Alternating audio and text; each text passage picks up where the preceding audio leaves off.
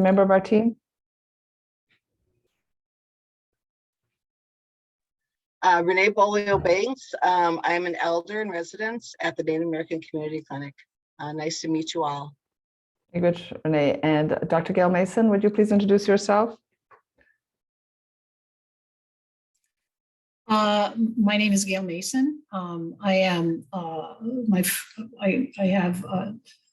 my father's from Thunder Bay, Three Fires Council. I'm Ojibwe. My mother's from a little town outside of Mexico City. So I have both. I've crossed the borders in both directions. I have a PhD in clinical psychology, and I have a postdoctorate in pharmacology, psychopharmacology, and I am the director of behavioral health here at NACC. Thank you. Big witch. And Tina? Hi, my name is Tina. I'm the HIV case manager at NACC.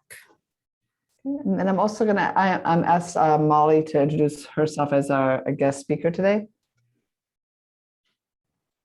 Hi, I'm Molly Dolan, public health nurse, registered nurse with Hennepin County Healthcare for the Homeless Street Outreach Team. Rich, and I am Kari Robbie. I'm a family practice and addiction medicine here at the Native American Community Clinic. We could start the slideshow. Thank you.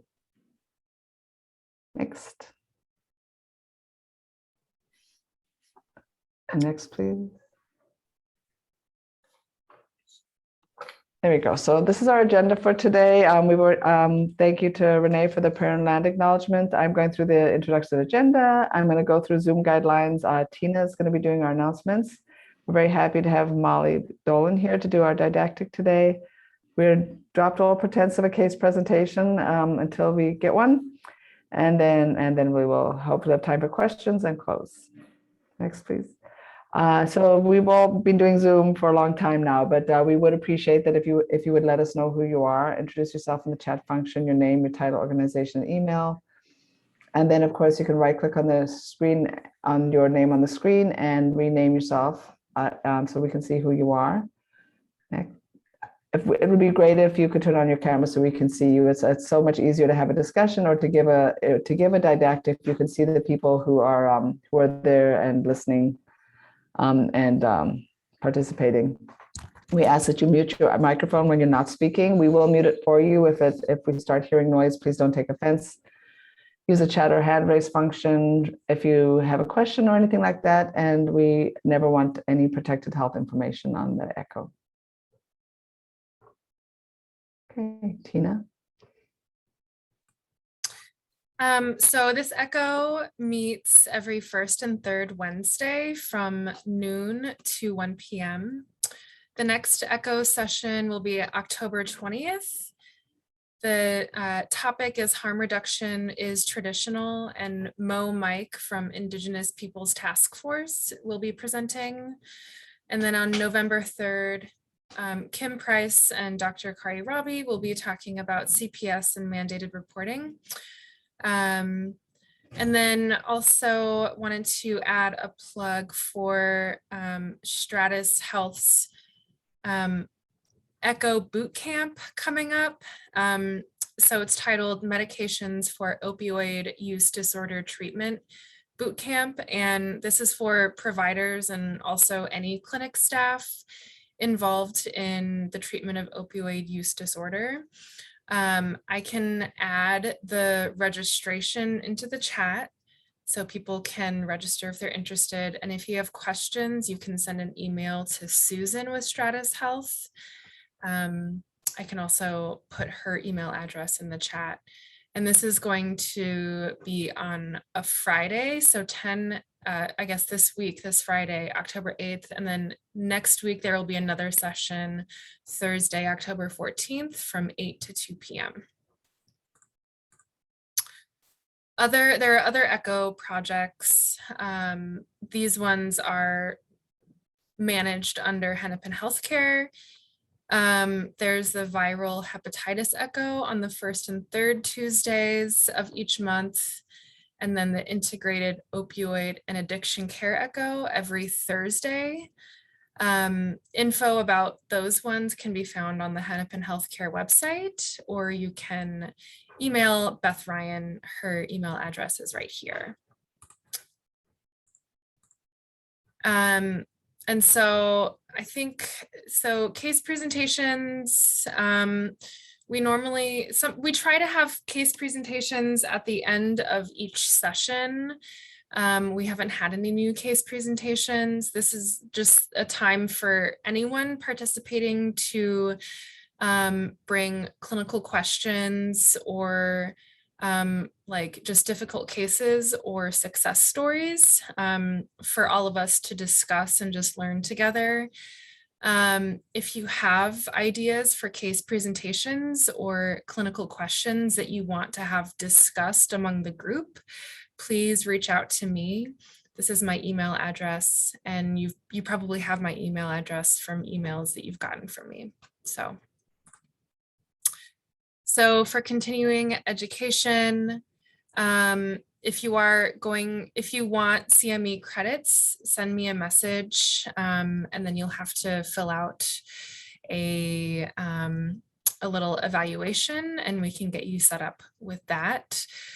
Disclosure, all planning committee members for this educational event have reported no relevant financial relationships with commercial interests. Okay, and now we're on to Molly. All right, good afternoon, everyone. And thank you so much for having me here to talk about this. So this is wound care as specific to street outreach. You can go to the winter 2021. I worked on this with Genevieve Otley, who is the nurse practitioner and wound specialist that I precepted under for the past year. Okay, so anatomy of the skin, starting with wounds in the skin, the epidermis, the top layer, the dermis, where you have, hair follicles and sweat glands, and then the hypodermis, where you have fatty tissue. Just brief overview of the layers of skin. You can go to the next slide. So common wounds seen on street outreach. We see ulcers, venous, arterial, diabetic. Puncture wounds can be from a stab wound or somebody hopping a fence and, puncturing their arm or leg.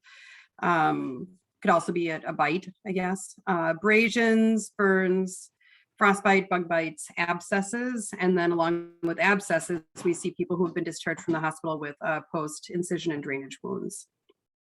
So go to the next slide. Ulcers are often a result of insufficient blood flow from diabetes or heart failure or any of those issues. To fully resolve those, you need to address the underlying issues. It's very hard to resolve issues or treat those ulcers when the individual's unsheltered, because a lot of the things that we use to treat them, like diuretics for congestive heart failure, results in need for increased urination and sometimes incontinence. So when somebody's unsheltered, a lot of times they're not going to be compliant with that medication. Collagen dressings, which I will talk about later in the presentation, can increase healing in wounds that don't have sufficient blood flow to heal on their own. So puncture wounds, oddly, I see a lot of puncture wounds. They need to be irrigated.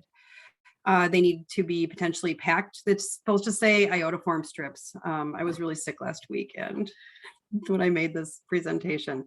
So packing wounds, puncture wounds, if they're deep, they need to be healed from the bottom up, the outside in. If you heal that top over without healing what's in there, or if you seal it up, or if you put bacitracin on it and the top layer forms without healing from the bottom up outside in, you risk infection with bacteria or debris being left in there, or just because you're creating a little pocket where an abscess can form. So puncture wounds for somebody who's able to shower regularly, keep it clean. This is not going to be so much of an issue, but when people are outside and they don't have access to those things, a tiny puncture wound can turn into an abscess or turn into a larger infection. Burns, very prone to infection, incredibly painful. If it's a severe burn, obviously that needs to be treated in an inpatient setting or in a hospital clinical setting. And for burns, always use a non-adherent for the first layer, like have a protective layer, like oil emulsion. And go to the next. So bug bites are an interesting one because bug bites can look like MRSA and MRSA can look like bug bites. So we've got this thing where people are staying outside. It's Minnesota, obviously. There's spiders, there's mosquitoes, and people will scratch them, can introduce bacteria under the skin or open a wound, and then those can become very infected. But also MRSA infections can mimic spider bites. We get over at the encampment on 30th Avenue and 26th Street last summer, there was a lot of people who were like, I have a spider bite. Partners who both had covered in spider bites. And it really was most likely, you can't tell without swabbing it for sure, but it looked like MRSA infection that they were passing back and forth. So that's going to require a round of antibiotics. It's hard to tell sometimes what is potentially a MRSA infection and what's a bug bite. Yeah, you can go on. Thank you. Frostbite. If there's any, if it's got that stable eschar, if there's blackened skin or darkened skin, that it needs to be assessed in a clinical setting because you need to rule out bone involvement. After assessment in a clinical setting, you can do dressing changes on outreach. It is so painful. Much like a burn, you always use a contact layer. Oil emulsion. The thing that you're supposed to treat frostbite is by wrapping it really well and creating a padding around that if it's on the hands or feet, which it most often is, but then the person is being discharged to outside. They can't put their glove on, they can't put their boot on. It's really tricky for people to be outside with frostbite, and a lot of times, like in this case with this client, also for all of the pictures here, I have before I take any picture, obtain permission from the client as to whether or not I can use it for educational purposes, putting that out there too. But this person said, yes, I could. This person did have bone involvement. So I said, you need to go in and get an x-ray. I can dress it, but also this is something that we need to find out if it needs to be treated with antibiotics.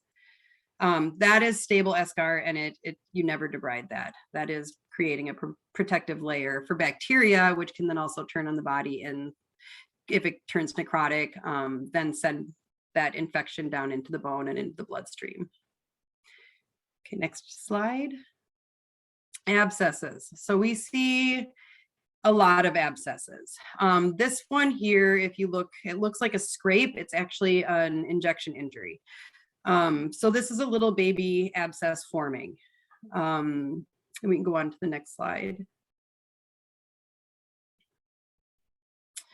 So abscesses are pockets of bacteria under the skin. They can progress rapidly.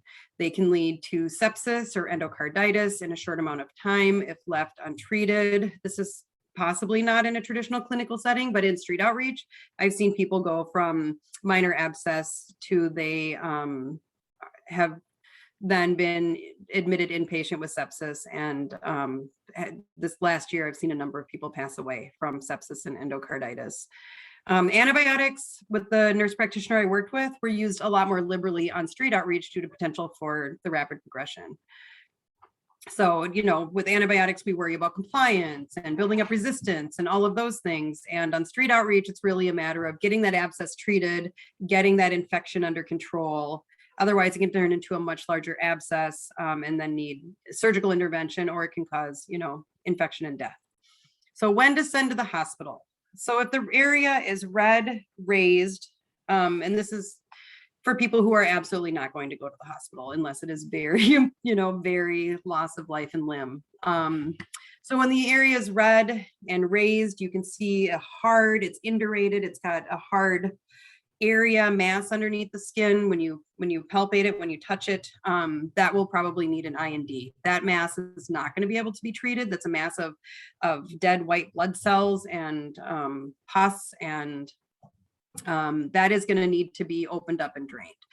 If the person says they don't feel right, I just feel off, I feel weird, I don't feel right, People we see, especially people who are using opioids or methamphetamines, are used to sort of blocking out what their body is telling them. They're medicating. And if they say, I don't feel right, get to the hospital right now. Listen to your body is telling you. And a lot of times if they reach that point where they're telling you that, they will go in. It's the body is incredibly powerful and telling you when it's time to go. So we can go to the next slide.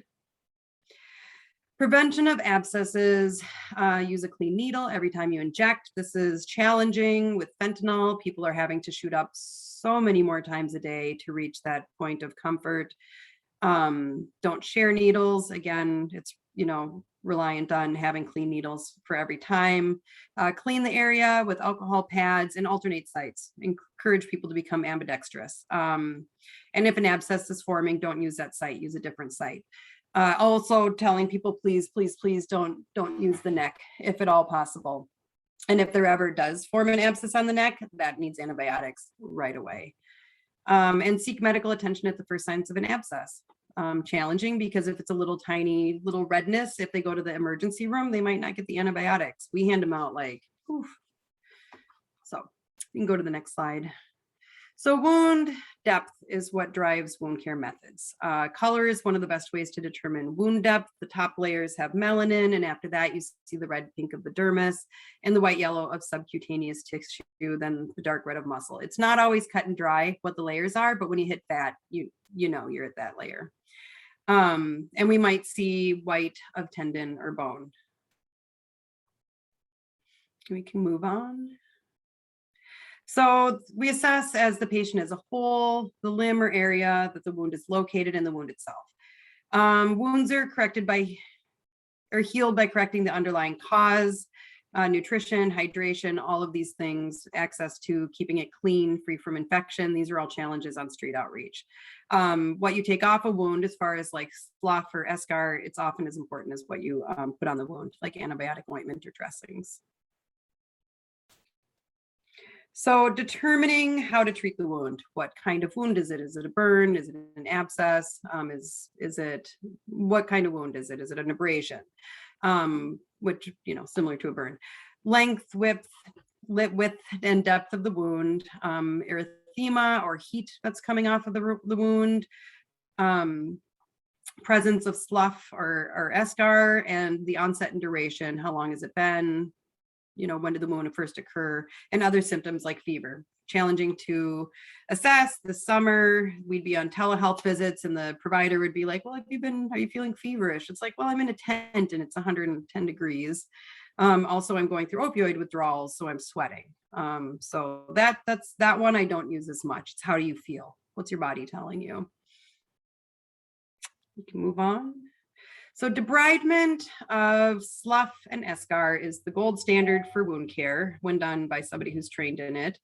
So if you have a relatively deep wound, subcutaneous fat and connective tissue will die when exposed to air. It'll make this little tough slough that the wound's not going to be able to heal around. It's not going to be able to go over. It's not going to be able to push it up and heal from the bottom out. It's got to be removed. So dead tissue that remains in the wound bed will slow healing. Stable eschar, like with certain diabetic wounds or frostbite, should never be removed or debrided. So I think next we have pictures. So the one that is smaller, that's a leg. And if you can see that it has got some stuff in the middle, and that, if we could just pull it out with, you use these tiny curettes. It's the world's tiniest circular razor blade, essentially, or a little sharp tool. So that one was actually a puncture wound on somebody's shin, and that eschar, it had been there and it kept getting infected. It was not going to heal. You can inject lidocaine around it and go in and just pull that stuff out. And after that point, packing it with something like collagen or keeping it wet so that it can heal without scabbing over again. That one did eventually heal with the use of debridement. And the one over, you can see it's a skin graft, and that one has some actual like necrotic tissue on it. So that was actually potentially compromising the healing and potentially rejecting that part of the skin graft. So getting it nice and moist, keep a dressing on. This is somebody that we saw really regularly who actually would not, we made her so many appointments, would not go in, or just was unable, not in a good place in that person's life for them to go in. So, but we managed to heal that up, but that necrotic area had to come off first. Oh, that one. So this one is a good example of one where you could go in and pull some of that scab out and pack it with collagen or put some ointment on it and have it heal up. It looks like it could potentially be infected, but if you look closer, you can see that red skin around there is actually pink, shiny tissue. That's brand new tissue that's really grown, and there's no actual infection happening. So we left that one alone. Cats. Dressings, you want to choose a dressing to absorb exudate based on how often you will be doing dressing changes and the amount of exudate that's coming out of the wound. So nonstick pads can be layered. Securing the dressing, you can use stretch roll for areas like elbows that are hard to get a dressing to stay on. Tegaderm can breathe. I have cats, so I'm so sorry. New kitty, old one's getting a little not so happy. I apologize. Really glad this is being recorded. Okay, so secure the dressing. I never put Collagen down because it irritates people's skin, especially when they're outside and it's hot. Putting Curlix down, a little layer of gauze, and then wrapping it with Collagen, because that pressure too at the Collagen at half stretch can really sort of direct the blood flow to that wound. Tegaderm is good for breathing, and it's waterproof. So if somebody's like, well, I want to dress this wound, but actually I am going to the shelter to take a shower today, I haven't had one in 7 days, Tegaderm, you're like, you can shower through it, ideally. So that's dressings. So determining if antibiotic ointment or collagen is needed. So if the wound is acute or seems to be infected, start with antibiotic ointment. If it's chronic and it needs like an ulcer and it needs extra healing, then I would use the collagen. Never using collagen on a tendon or a ligament and not using it on a dry wound bed. So if you put it on a tendon or a ligament, it'll dry it out and really do damage to that part of the body. So placing a contact layer, like oil emulsion, in Vaseline impregnated gauze, and things when you want to keep the collagen and gel on the wound bed. Contact layers prevent dressings from adhering to the wound bed. And when this happens, both necrotic tissue and healthy viable tissue is torn from the wound bed during dressing changes. So if you put a thing on and it dries out and then you rip that off, number one, that's really painful. And number two, it is pulling off potentially healthy tissue as well.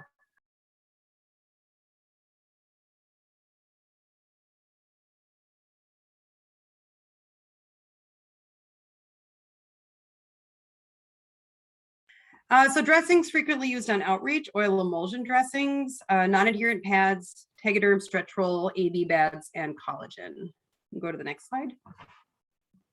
So collagen is an actual dressing. It's a living dressing. It comes from, they have synthetic collagen, but the best ones come from a pig or a cow. It's a powder. It's really expensive. Most people do not have that in clinics. The nurse practitioner I worked with bought her own because she was like, no, we're using it. And then we used it, and then we managed to get it integrated into our supply list. So it's a miracle. If you have somebody with a persistent non-healing wound, collagen can heal it up. It's pretty amazing. It's not removed, it's absorbed into the body, and the body uses it to sort of start to knit together that wound. We can go to the next slide. So bacitracin, first line, it's over the counter. I give it out to clients all the time. You want to use it on a wound that's not infected. Mupirocin is used when there's signs of infection. There've been studies that show that it works more effective in Staphylococcus aureus, and it's a broader spectrum. It has for antimicrobial purposes. And Itosorb, it's this poopy paste, iodine paste. It functions on multiple levels. And it also, when you put it on a wound, if it's a really weepy wound, it absorbs exudate and then ends up being this sort of paste. You don't use it on a dry wound bed, but if you have a weepy wound bed that's just weeping, it doesn't matter how much bacitracin or mupirocin you put on it, that's not going to get to the actual wound. And so that's where the Itasorb comes in. So wound care on street outreaches, you have to carry everything with you. It's a lot engagement, and about half engagement, half wound care. You need motivational interviewing. You need to break down medical information in an accessible way. And wounds hurt. People are not happy to see me when they have a wound. I've had people like run from me. They're like, yeah, we're not doing that today. So I have to explain to them, this is your health.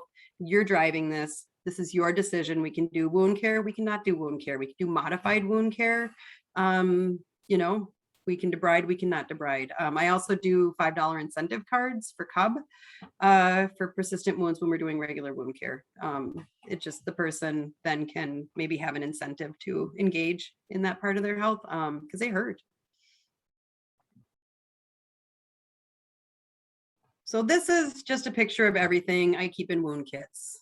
Betadine always prior to debridement, just to sort of try to create a more closer to sterile environment. We can go to the next one. And I keep them packed in little bags like this. My backpack it's like huge. It's enormous. It's a ridiculous thing. And even then it's hard to carry everything you need with you. So this is everything that I keep in these individual bag packs, because if I have to have this backpack all splayed out, it doesn't work. So just have a little bag that you can pull out with the chucks in there and the majority of the things you're going to need. So teaching wound care to patients, it's individualized based on their wound. Supplies, we give them out to the patient specific to their wounds. I have these little generic kits, which is I think the next and last picture, that I hand out on outreach, so people can just, you know, bacitracin Band-Aid, alcohol wipes, hand cleaning, so that they can maybe clean their hands before they put some bacitracin on. And as far as the wound teaching we do and the wound care we do, we reassess at every visit. It's really dependent on how well do I know the person? Am I going to be able to re-engage with them? Some people have a huge ability to take care of their own wounds, even when living outside, and some people are not as able to do that. So it's really dependent on the individual. And that's the little wound kits that we hand out on street outreach. It's just kind of nice too. People like swag. Just people like give them a little something. And this is my picture. This is my cartoon for wound care. This is fine. This is normal. This is great. We're fine. This is totally normal. So that is my presentation on wound care on street outreach.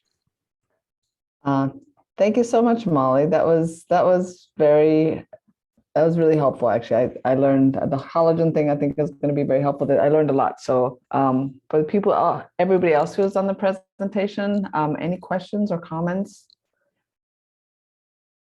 for Molly? Yeah, I was wondering about, I know you mentioned that collagen is really expensive. Is that something that individuals can use on their own if they had access to it? I'm going to answer that to the best of my ability. So because it's a medication and it's one that I've used under the guidance of a nurse practitioner, that would be more for her. I would say no, because my experience with collagen is that sometimes because it causes this great epithelialization and it can really heal that wound over, but also you can have things in wounds where the, what do they call it? Hypergranulation. You know, sometimes the edges of a wound will curl up and get an edge, and that can stop the wound because then it signals the skin epibole that stops. It tells the wound, oh, you know what, we're done healing now. So there's risks with collagen. You have to really use it. You have to monitor how the wound is progressing with the use of collagen. Also, because it's like a bio dressing, you would want to know, is the person having a reaction to this? Or, you know, I haven't actually heard of that, but these are just things that are coming to mind as to why I wouldn't give it to a person to manage on their own. Got it. And we've had a lot. I don't know. Tina might be aware, and I don't know if any of our other outreach team, Riley maybe knows. We have wound kits that we give out. Are our wound kits kind of similar to what Molly was talking about? Yeah, I think they're similar. One thing that, let me look back. I can look at the one thing that Dave Glanzer had recommended we include are hot hands. So like little hot packs. And I know that there was a specific reason other than it being cold outside during the winter to hand those out, and I can't remember what that was. Abscesses? Yeah. Like a beginning, like if an abscess is just starting, you can hot pack it and try to draw that stuff out or soften it up. Okay, that's it then. Yeah. Yeah. Yeah. So sometimes we hand when, I mean, they're really expensive. So whenever we have them, we like to hand them out with the wound kits. It's a great idea. But otherwise, yeah, it's pretty similar. Pretty similar.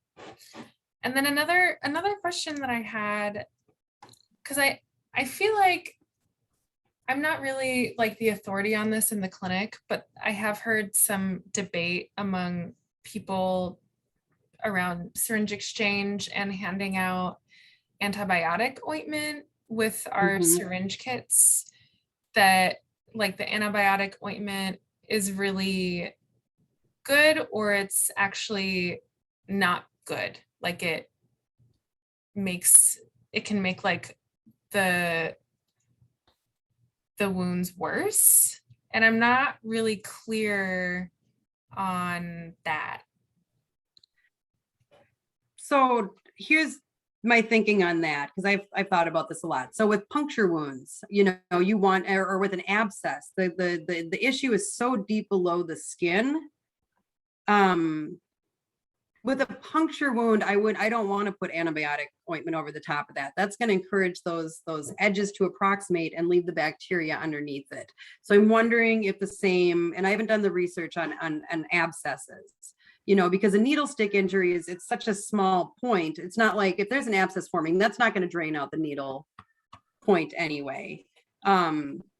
But I'm wondering if that's the thought process of sealing the edges of a wound that's deeper and maybe needs to drain. That's my thinking on it.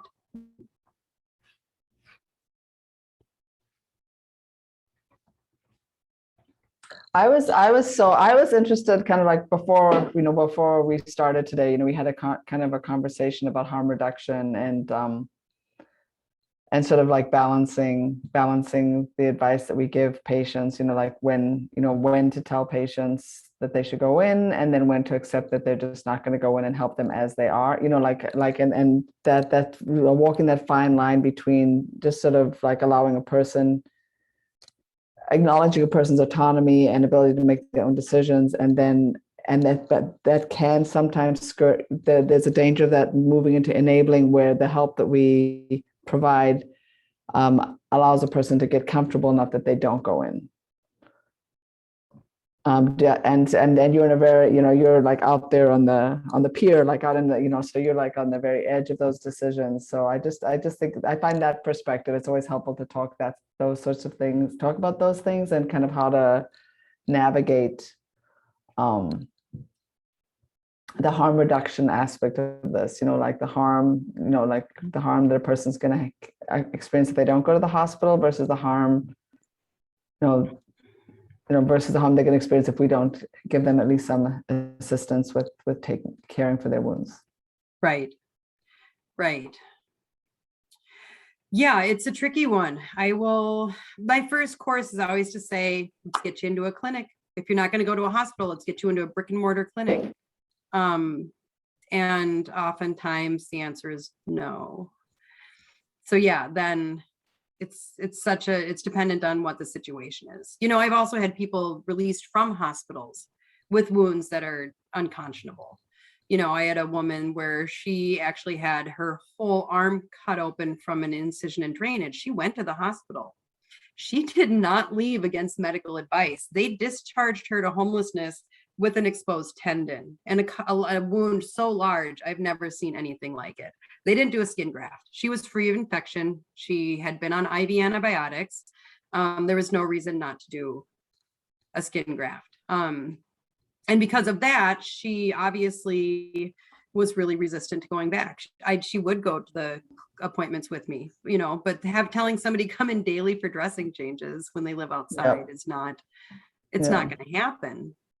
So sometimes I'll do halfway. I'll say, all right, I'm going to go to this appointment with you, but we're going to this appointment. I can't see you anymore until you're seen by a medical provider, you know, because I have to be protective of my license as well. I'm a nurse. I need orders to do this work. Yeah. We so see that too. Yeah. It's a tricky one. Yeah. And there's definitely times where I'm like, this is beyond the scope of what I can do. You have to see a doctor, but I'll go to the doctor with them too. It takes a lot of time. And I'm just really fortunate that I have the autonomy in my job to go spend 2 hours at a doctor's appointment with somebody. But they're clearly traumatized and clearly would not be there if I was not with them as an advocate. Right. And that's yes. And we see that as well. We see our patients traumatized when they go to the hospital. We see, poor decision making on the parts of medical professionals in terms of discharge and in terms of how they treat our patients. I said we've definitely looked at the role of a peer support person and going with the patient to hospital appointments, because our patients definitely tell us that they experience trauma. And then as well as that, we've explored the possibility of having kind of an ad hoc wound clinic here at NACC where people can just like drop in and receive wound care and perhaps establish a relationship. That would be amazing. Because you can't really go ahead. Oh, I'm sorry. I'm really impressed with the fact that you're using motivational interviewing because it is such a powerful technique. And how did you come to that place where you decided that motivational interviewing was one of the techniques that you were going to use? And I don't know if everybody's familiar with motivational interviewing, but it's a Prochaska-based theory that is really powerful. So what happened, Molly, to help you get to that place where you used it? People respond well to encouragement and positivity and being told that they're doing an amazing job, and being asked their opinions, what they want with their bodies. I don't know. It just seems. And I think I just want to point out too that because motivational interviewing is really, and this is like, Dr. Robbie's banner of, how she practices, but it really is an acceptance of where that person is. Where are they in the change process? Are they in denial? Are they still thinking about it? Are they, where are they in terms of addressing that particular issue? And then for you as a practitioner to sit with that. And then, I really like this part about motivational interviewing is to be able to just hold that space for where they're at and let them be there. And not that we can let them do anything else, but, to actually sit there with them and say, so what are the benefits of, continuing along this way or having me do just minimal intervention here? How do you move that person from denial to the next place? And I just think that's such a powerful statement to make, particularly about something that can be so life-threatening in a very immediate way. So I'm really, I am impressed with that. So thank you for sharing that piece. I guess on that note, I was wondering if I could ask about a scenario. When I was out on outreach, someone had a large wound on his elbow. And I don't know, I'm not a nurse, I'm not a provider, so I don't really know. It just was like all down his elbow. And it seemed like it was like growing or something. And it was like his skin was like being eaten away. So he showed me his wound and I was like, let's, the clinic is right down the street. Let's get over there. And he didn't want to go. He didn't want to go to the ER. And he would kind of waffle though. He'd be like, okay. And I'd be like, you can get a $25 gift card. Like, let's just get you in. And then he'd be like, okay. Like, what else does it entail? How long will I be waiting? and so I've seen him about 3 times. He was living at the camp on Franklin under the light rail bridge. And so now I don't actually know where he is anymore. But yeah, I guess just like, how would I implement motivational interviewing in a situation like that? Oh, you're on mute. Trying to unmute you. I just have questions. For me, I would need to know more information. How long has the wound been there? Okay. Is it acute? Is it chronic? Because I don't know. Yeah. I guess those are good questions for me to know to ask though for next time. Because sometimes people want to, I'm thinking of one person in particular. It's probably not the same person you're talking about, but who has a chronic wound and seeks out wound care periodically for a wound in a space that you're thinking. So for me, that's why it brings a question to me. How long has it been there? You know, a chronic wound is one that is never going to fully heal without surgical intervention. It's going to look like an open wound forever, but for all intents and purposes, it's sealed over. It looks like a massive open wound that has just stopped closing because something happened that signaled the body, we're done here. So I guess to interview with the person or to do that, I need to know I need to know the whole situation to know what am I encouraging them to do? What do I think? Sure. What do I see as the best idea for them? And then finding out how they want to proceed. But I'm not able to say that without knowing like what course of action I would recommend based on the wound itself. Sure.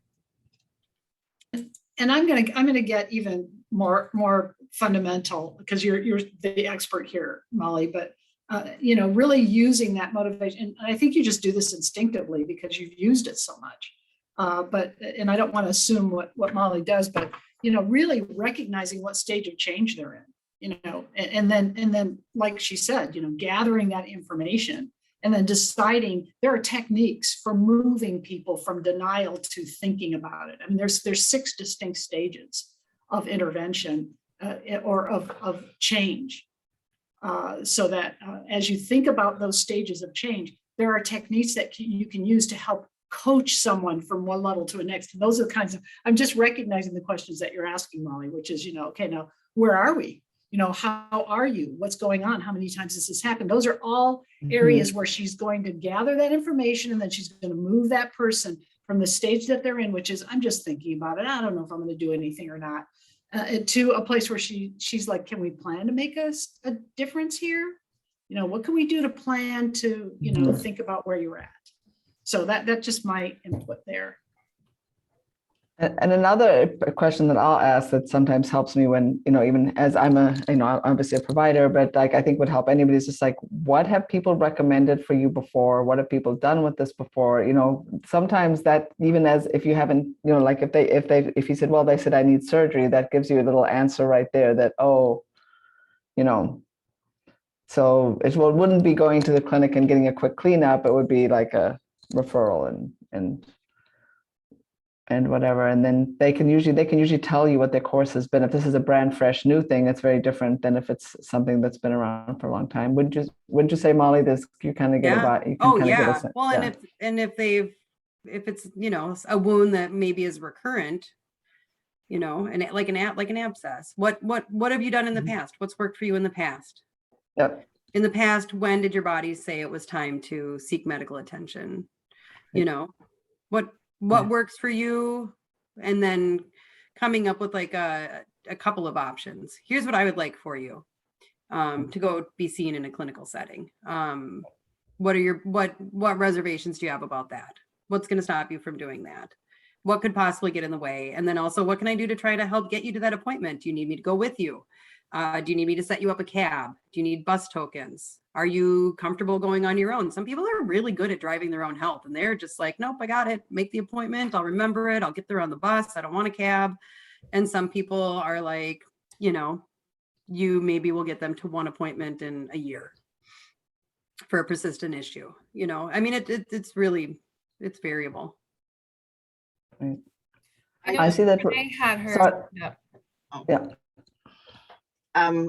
I don't know if this is helpful or not, but I'm, the spiritual, I do spiritual care, and depending on where the person is, the body responds, you know, to the mind, to the thoughts, right, and to that spirituality. So depending on where that person is in their life, what's happening with the mind, body, spirit. We've kind of uncovered that the mind and the body are inseparable. So it's that spiritual component, especially when you're working with natives, is you asking them if they have somebody that they can talk to who's a spiritual elder or a healer or something like that, because it's I think the mindset is really important when it comes to how the body's reacting to thoughts of the environment. But that's all I wanted to say. Can you come out with me, Renee? Can we partner? I agree with you so strongly. So strongly. For me as a white woman, I'm not super comfortable broaching that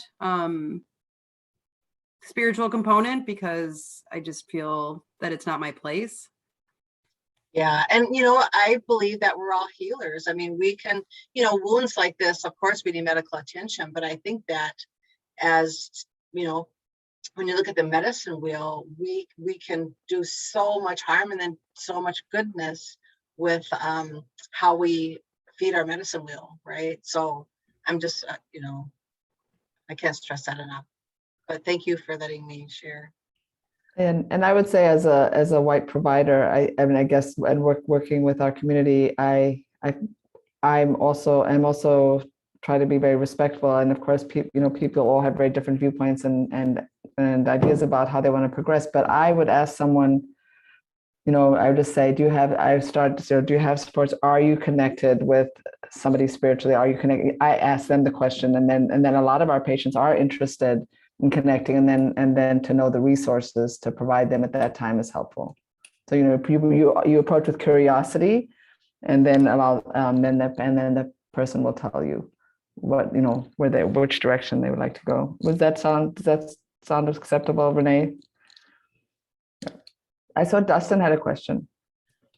Oh, yeah, I was just going to feed in. I think there was an interesting conversation about that sort of motivational interviewing. And I guess for me, there's the component of switching from this or that. So for instance, I have a wound and I want to get medical attention and I want to do something else. I'd also like to stay in the tent. I'd like to do something else. So generally kind of allowing for validation that there's competing ideas within the person as opposed to my idea and their idea, but that they internally, there's some part of them that would like the wound to be healthy, and maybe a solution that they're using is to perhaps, get some more fentanyl, but to kind of validate the sort of simultaneity and when you're out on the street to sort of say like, oh yeah, I understand you don't want to go, you both want to stay here, and you are kind of interested in maybe healing. I find that allows for people to have the space to sort of, and then sort of say, well, the clinic's right down there and we're happy to see you. And then sometimes they'll show up on their own, which I think is kind of the big mechanism in a motivational interviewing. I think it's important to be cognizant of the distrust that Indigenous people have for the medical institutions. And we just had a training on paranoia, and I think if people have been in situations like this before and something happens adversely, while they were getting care or doing whatever, there's a high likelihood that they're going to be paranoid. Well, I don't want to go to the hospital because they might find out I have a warrant, or or this and the other thing, so there could be a lot of intersectionalities, I guess, with a person's life. Yeah, absolutely. And I think the thing that Dustin said that struck me, that I think that the way that it's saying the same thing, but it's like getting, sort of standing next to the person and looking at the options versus standing and being the one, trying to say, come over here to what I want you to do. You sort of stand next to them and say, look, hey, let's look at, let's have a look, what are you thinking about? And this is a good option and this is a good option. And which one do you want to do? Something that I'd like to just interject as someone who's been on like the patient side of motivational interviewing, what Dustin was saying and what you just said, Robbie, about sort of like repeating back what you see them understanding and like being able to hold those paradoxes of feelings can sometimes be eye-opening when you're in a tough place.